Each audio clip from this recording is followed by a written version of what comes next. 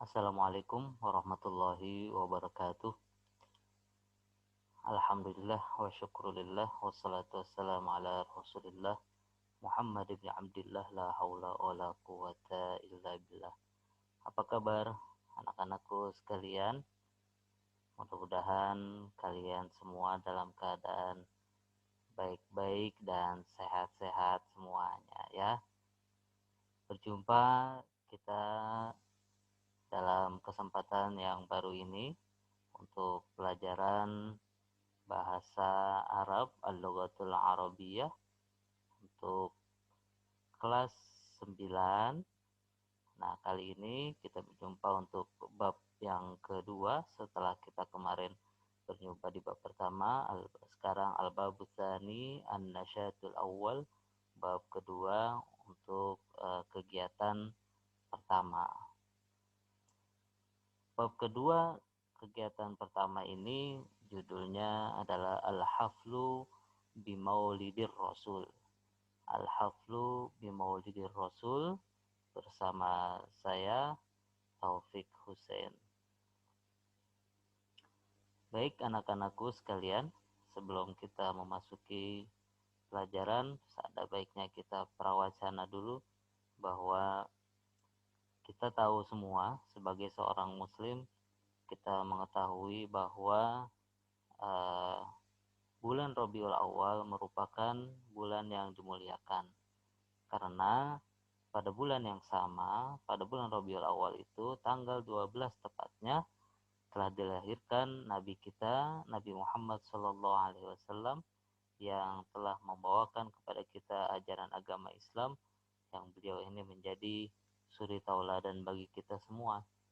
Sehingga pada hari itu, tanggal 12 Rabiul Awal, seluruh umat muslim di dunia memperingati Maulid Nabi Muhammad sebagai bentuk penghormatan dan juga sebagai tanda bahwa kita mengikuti risalah yang dibawanya, yaitu ajaran agama Islam.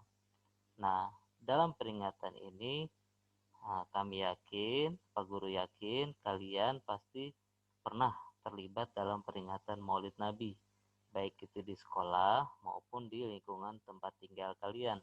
Apakah itu sebagai panitia, sebagai ketua panitia, atau sekedar pengisi acara, ada acara pembacaan riwayat Nabi Muhammad misalnya, kalian sebagai pengisi acara di situ, dan atau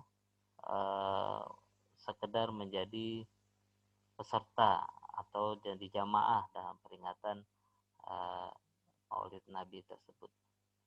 Baik ya, nah, kita dalam pembelajaran bahasa Arab untuk kali ini, pelajaran bahasa Arab bab 2, kita akan membicarakan tentang Maulid Nabi, Al-Haflu di Maulidir Rasuli Sallallahu Alaihi Wasallam. Nah, bab yang baru ini tentu seperti biasa, seperti pada bab yang pertama, ada kompetensi inti dan kompetensi dasar yang kalian harus capai. Kita lihat dulu ya, kompetensi intinya apa saja. Yang pertama adalah KI 3, yaitu KI pengetahuan. Diharapkan ini sama saja, kalau KI 3 sama dengan di bab 1, yaitu memahami pengetahuan baik secara faktual, konseptual, dan prosedural berdasarkan rasa ingin tahunya tentang ilmu pengetahuan, teknologi, seni, budaya terkait fenomena dan kejadian yang tampak nyata. Nah, KI 3 ini terbagi menjadi 2 tujuan. Yang pertama, diharapkan kalian bisa memahami fungsi sosial, struktur teks, dan unsur kebahasaan, baik itu berupa bunyi maupun kata dan makna dari teks naratif sederhana yang berkaitan dengan Al-Haflu bi Maulidir Rasul, yang melibatkan tindak tutur mendeskripsikan kejadian dengan memperhatikan susunan gramatikal, susunan tata bahasa Arabnya, kana wa ismuha wa khobaruha al-mufrad. Sedangkan KD yang kedua, KD 3.4, menerapkan kaidah tentang bentuk, makna, dan fungsi dari gramatikal kana wa ismuha wa khabaruha al-mufrad dalam menyusun teks naratif sederhana yang berkaitan dengan tema al-haflu bi maulidir rasul. Nah, untuk keterampilannya kalian diharapkan bisa mendemonstrasikan, menunjukkan tindak tutur mendeskripsikan kejadian dengan memperhatikan bentuk, makna, dan fungsi dari susunan gramatikal kana wa ismuha wa khabaruha al-mufrad baik secara lisan maupun tulisan. Dan yang selanjutnya diharapkan kalian bisa menyusun sebuah teks naratif sederhana yang berkaitan dengan tema al-haflu bi maulidir rasul dengan memperhatikan bentuk, makna, dan fungsi dari susunan gramatikal kana wa ismuha wa khabaruha mufrad. Nah, nggak usah terlalu banyak dipikirkan kalau yang ini ya. Yang penting kalian ikuti saja materi yang akan saya berikan dengan baik. Mudah-mudahan kalau kalian bisa mengikuti, memperhatikan dengan baik, insya Allah tujuan yang ada ini akan tercapai dengan sendirinya.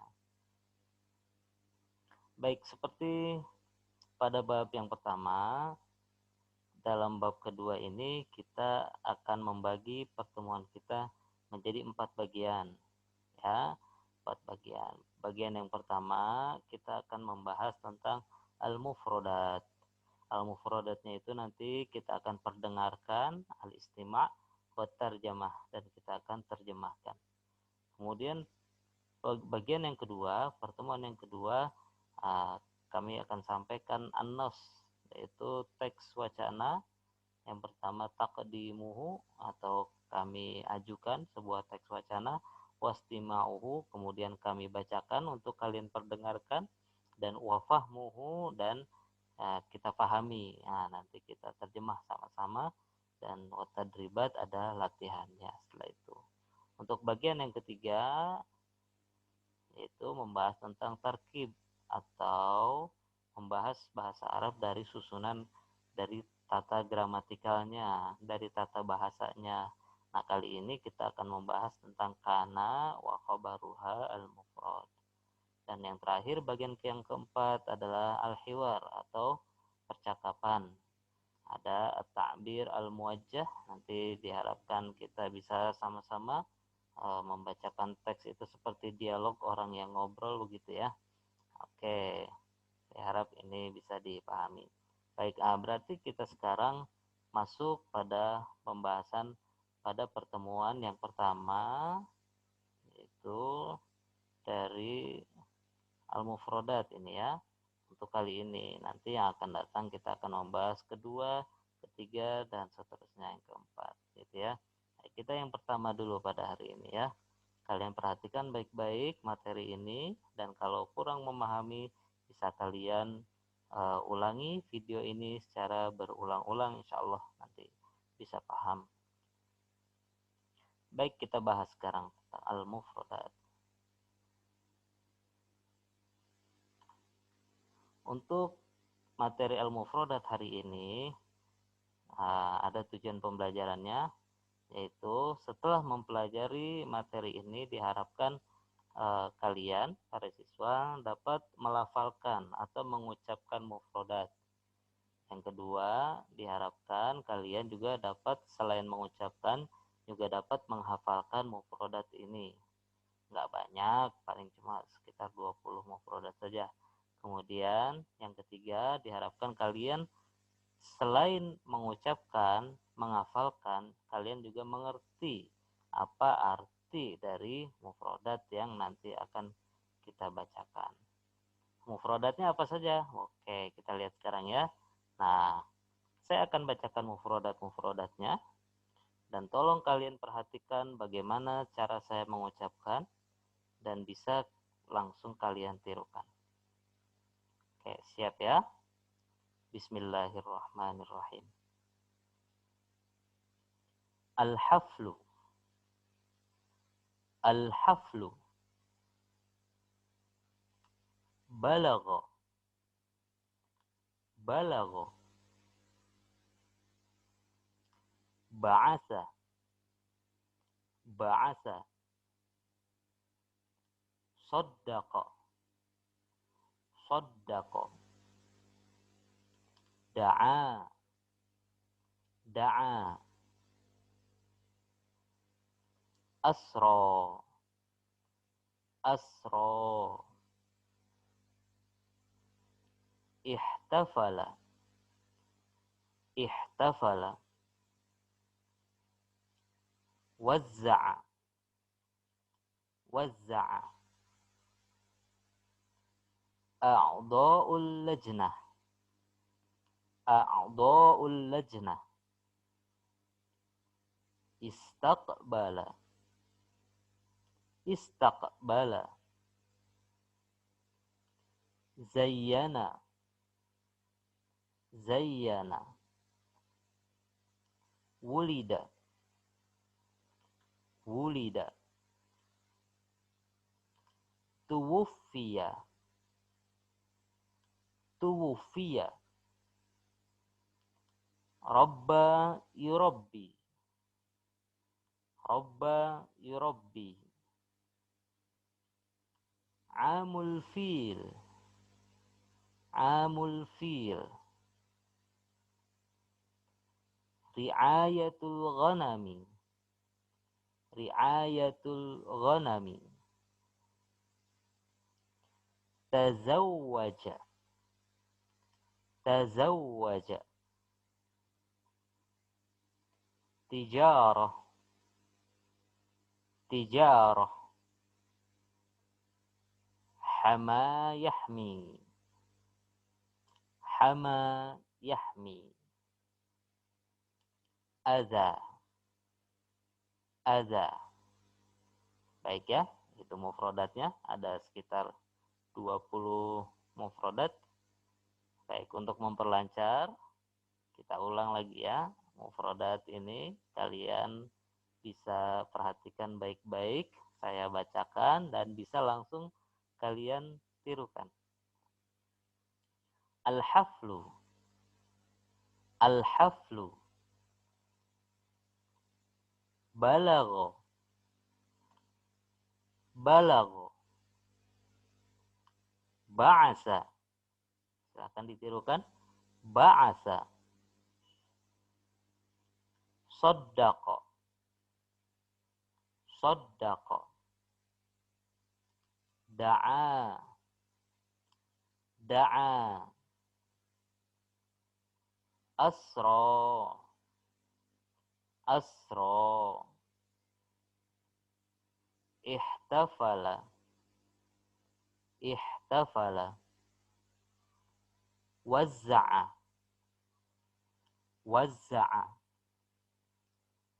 a'dha'ul lajnati, a'dha'ul lajnati, istaqbala, istaqbala, zayyana, zayyana, wulida, wulida, tuwuffiya, tuwuffiya, rabba yurabbi, rabba yurabbi, amul fil, amul fil, ri'ayatul ghanami, ri'ayatul ghanami, tazawwaja, tazawwaja, tijaratun, tijaratun, hama yahmi, hama yahmi, adza, adza. Nah, baik ya, itu kosakata atau al-mufradat yang kita wajib kita ucapkan, kemudian kita hafalkan, juga kita akan terjemahkan. Nah, sebelum menerjemah, kalian hafalkan ini dulu. Silahkan kalian ulangi berulang-ulang agar supaya bisa hafal ya. Oke ya. Baik, untuk selanjutnya tentu kalian bertanya-tanya apa saja ini arti dari kosakata yang kita bacakan tadi. Ya, kita lihat. Nah, ini dia ya. Ini bisa kalian lihat di sini. Al-haflu artinya perayaan. Kemudian balago menyampaikan, ya ini salah ketik ini, kelebihan huruf A ini. Ba'asa artinya mengutus. Sodako artinya membenarkan. Sodako artinya membenarkan. Kemudian da'a artinya mengajak, atau da'a bisa berarti berdakwah. Nah, dakwah itu artinya ya mengajak gitu ya. Tentu ini sudah ada di pelajaran Quran hadis dakwah. Kemudian asro, mengisrokan, artinya mengisrokan. Apa mengisrokan itu? Mengisrokan bahwa menerangkan bahwa Nabi Muhammad diberangkatkan dari kota Makkah ke Baitul Maqdis. Ini peristiwa Isra namanya. Asro, kata kerjanya asro, mengisrokan. Kemudian ihtafala, ini kayaknya di bab yang lalu sudah ada, yaitu cuma waktu lalu fi'il mudhari'nya itu yahtafilu. Ini fi'il madinya artinya merayakan. Kemudian waza'a artinya membagikan. Kemudian a'dha'ul lajnah, a'dha' itu jamak dari udwun. A'dha' jamak dari udwun, artinya anggota. Lajnah panitia. A'dha'ul lajnah, anggota panitia. Istaqbala artinya menyambut. Kemudian ada kata zayyana di sini. Zayyana artinya menghias. Kemudian ada kata wulida, dilahirkan. Dari asal kata waladun ya. Waladun itu anak, wulida dilahirkan. Nah, tentu kalian ingat lam yalid wa lam yulad gitu ya. Kemudian tuwfiya artinya wafat. Wafat atau meninggal. Kemudian robba, yurobbi itu memelihara atau memelihara. Robba di sini dalam konteks memelihara dan mendidik, membimbing. Kemudian amul fil, am sudah ada di bab pertama, artinya tahun, atau dalam kata lain am itu sama dengan sanatun. Al-fil artinya gajah. Amul fil, tahun gajah. Kemudian riayah. Nah, ini pekerjaan Nabi Muhammad ketika masih kecil. Riayah artinya menggembala. Al-ghanam, domba. Riayatul ghanam, menggembala domba. Tazawwaja artinya menikah. Kemudian tijarah, perdagangan, atau bisa diartikan bisnis gitu ya, tijarah. Kemudian hama yahmi artinya melindungi, dan aza artinya celaan. Oke ya, saya harap kalian langsung juga menghafal terjemahnya untuk mengikuti pelajaran yang selanjutnya. Baik, itu tadi mufradatnya yang kita pelajari pada pertemuan kali ini, dan ini sekarang kita latihan menjodohkan. Ya, ingat nggak tadi artinya yang tadi ya? Diingat-ingat artinya, kemudian kita coba kerjakan soal yang ini ya.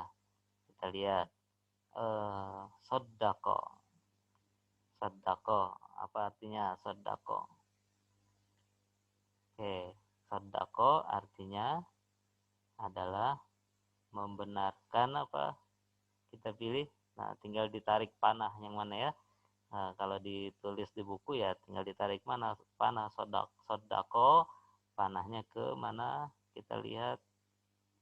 Iya, sodako artinya membenarkan. Membenarkan atau menganggap benar. Kemudian hama. Hama artinya hama artinya melindungi. Kemudian wulida, ingat artinya wulida dari lam yalid wa lam yulad. Nah, artinya dilahirkan. Kemudian kalau asro artinya, ini udah jelas kelihatan ya. Asro artinya mengisrokan. Coba lihat benar. Iya, betul ternyata. Kemudian da'a. Da'a ini identik dengan dakwah. Ya, kalau dakwah itu berarti ngapain? Da'a artinya mengajak. Wah, tinggal tarik garis lurus saja ini. Kemudian balago. Apa balago? Salah satu sifat Nabi adalah tabligh. Nah, ini sama artinya. Apa? Yaitu menyampaikan. Iya, coba lihat. Oke. Oke, betul ya, menyampaikan. Kemudian ba'asa. Apa arti ba'asa? Ba'asa artinya mengutus. Kemudian yang terakhir, udah jelas ini. Yang belum dipilih adalah kata meninggal. Berarti tuwfiya artinya adalah meninggal. Oke, betul gitu ya. Itu tadrib pertamanya. Untuk tadrib keduanya coba kita lihat. Nah, ini sama juga menjodohkan, cuma menjodohkannya sekarang dalam bentuk kalimat. Ya, saya bacakan dulu soal-soalnya. Yang pertama, tuwfiya abuhu titik-titik wa huwa fi batni ummihi. Kemudian zahaban nabiyyu ma'a ammihi ila syam. Titik-titik. Walamma balagha min umrihi khamsan wa ishrina sanatan titik-titik Khadijah. Kemudian nomor 4 titik-titik Allahu Muhammadan nabiyya wa kana umruhu arba'ina sanatan. Yang terakhir paling bawah kharajan nabiyyu ma'a sahabatihi ila Taif qabla titik-titik. Yang pilihannya ada kata al-mi'raj, at-tazawwaja, ada ba'asa, ada Abdullah litijarah. Ini kita lihat ya, ingat kalau mengerjakan soal dalam bahasa Arab kalian harus pahami dulu apa artinya. Karena itu kalian wajib menghafalkan mufradat supaya ketika ketemu soal kalian bisa memahami arti dari soal itu. Bagaimana kita bisa mengetahui jawabannya kalau artinya saja kita tidak tahu. Karena itu kalian harus pahami betul artinya apa, baru kemudian cari jawabannya. Tuwfiya artinya meninggal. Abuhu, abun, lawannya umun ya. Abuhu bapaknya, ada hu di situ berartinya telah meninggal. Abuhu bapaknya titik-titik wahwa dan dianya ini ke Nabi ya, fi batni ummihi masih di dalam perut ibunya. Nah, kira-kira jawabannya apa nih yang pertama? Bapaknya meninggal, tufiya abuhu, bapaknya telah meninggal bapaknya, dan dia di dalam masih berada di dalam perut ibunya. Nah, kita lihat jawabannya adalah Abdullah. Tufiya abuhu Abdullah wa huwa fi batni ummihi. Ayahnya jadi kalau diterjemahkan gini, telah meninggal bapaknya si Abdullah dan beliau Rasulullah fi batni ummihi masih di dalam perut ibunya. Kemudian nomor 2, zahaban nabiyyu ma'a ammihi ila syam titik-titik. Nabi Muhammad pergi, zahaba pergi, an-nabiyyu nabi pergi ma'a ammihi bersama pamannya ila syami ke negeri Syam titik. Nah, kira-kira jawabannya apa? Apakah al-mi'raj? Nabi ke Syam dalam rangka mi'raj? Apakah tazawwaja artinya menikah untuk menikah, ke Syam untuk menikah, atau ba'asa atau Abdullah? Tentu bukan kalau Abdullah karena sudah jawaban di nomor 1, atau litijarah untuk bisnis. Nah, untuk perdagangan. Nabi pergi bersama pamannya ke Syam. Iya, litijarah. Coba kita lihat, benar nggak? Iya betul, litijarah untuk berdagang. Oke, untuk selanjutnya.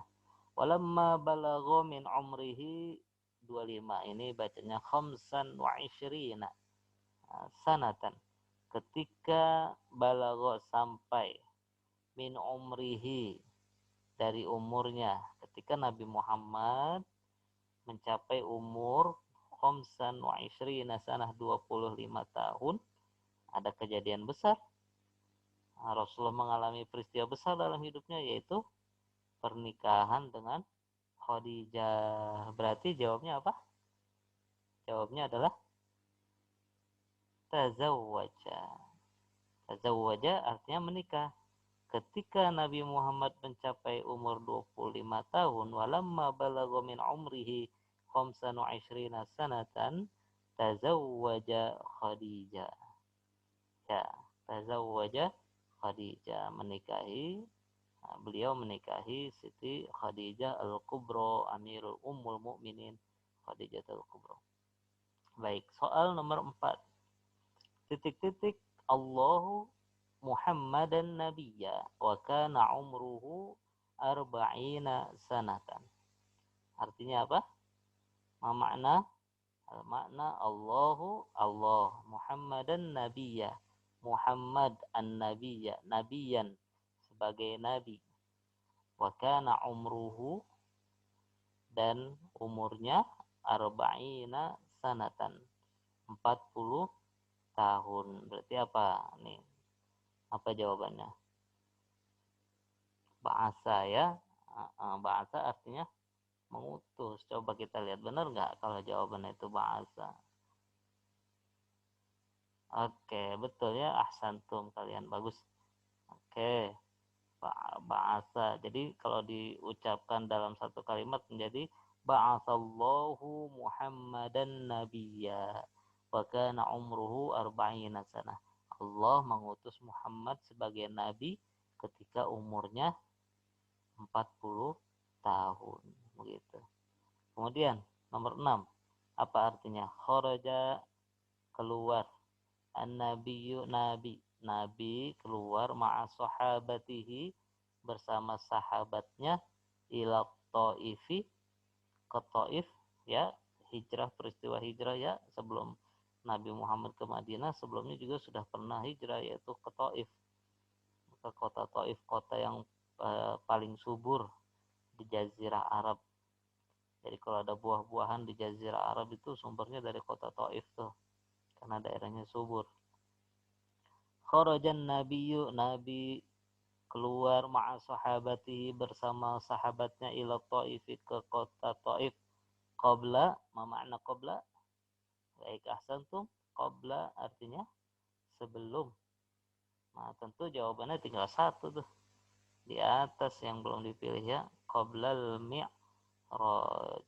Qablal mi'raj. Iya. Sebelum peristiwa Isra dan Mi'raj. Oke, begitu ya. Bisa dipahami ya. Oke.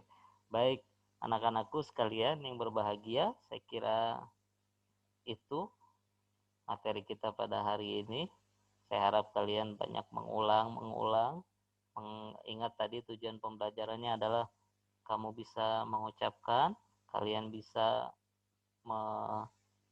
selain mengucapkan, kalian juga bisa menghafalkan, dan yang ketiga kalian bisa memahami. Artinya bisa menerjemahkan, bisa tahu artinya.